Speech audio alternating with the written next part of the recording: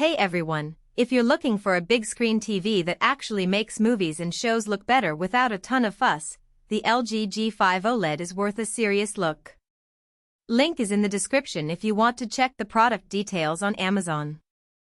The biggest worry with a 77-inch OLED isn't the picture quality, it's whether it'll hold up in your living room day after day. You don't want to drop this kind of cash only to find it's too dim for daytime or too noisy when it tries to brighten up a dark scene. That's where LG's Brightness Booster Ultimate and Bright Room Ready come in. They're not just marketing terms, they're designed to keep blacks deep and colors punchy even when sunlight is hitting the screen. If you've got a room with lots of windows or you watch during the day, this matters more than most people realize until they're stuck with a dim, washed-out image. Another real-world concern is upscaling. Most 4K TVs do a decent job, but when you're feeding them 1080p or even 720p content, think older movies or streaming from some services, you want it to look smooth, not blocky. The Alpha 11 AI processor Gen 2 handles this surprisingly well. It doesn't turn everything into a hyper-sharp mess, instead, it keeps edges clean and textures natural. I've watched older shows on this and it's one of the few TVs that doesn't make 1080p look like it's being stretched. That's the kind of thing you only notice when it's done right, and when it's not, it's really annoying. Now, if you're someone who cares about the director's intent, Filmmaker Mode is a big deal. Too many TVs default to overprocessed settings that punch up colors and add motion smoothing, which can make movies feel like they're being played on a soap opera. Filmmaker Mode turns all that off and shows the content as the director intended. It's not just a checkbox feature, it's a real toggle you can use anytime. If you watch a lot of films or documentaries, this alone might justify the price. Dolby Vision and Dolby Atmos are the cherry on top. Vision isn't just HDR, it's dynamic metadata that adjusts brightness and contrast scene by scene, so highlights pop without crushing the shadows. Atmos, meanwhile, isn't just surround sound, it's spatial audio that makes you feel like the action is happening around you, not just coming from the sides.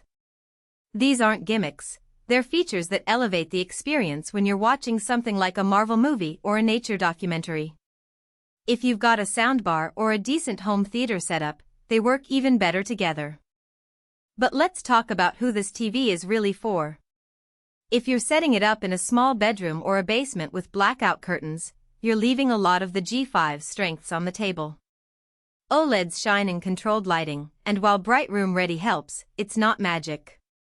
On the flip side, if you've got a large living room with big windows and you watch everything from sports to late-night shows, this TV will handle it better than most. The 77-inch size is perfect for immersive viewing without being overwhelming, and the slim design means it won't look like a giant slab in your space. Who should skip it? If you're all about gaming and need 4K at 120Hz with VRR and ALLM, this isn't the TV for you. LG's G series is great for movies and everyday content, but it's not a dedicated gaming beast. Also, if you're on a tight budget, the step up from a mid-range QLED can feel steep. The value is in the picture quality and features, not in raw specs like refresh rate. One thing to keep in mind is burn-in.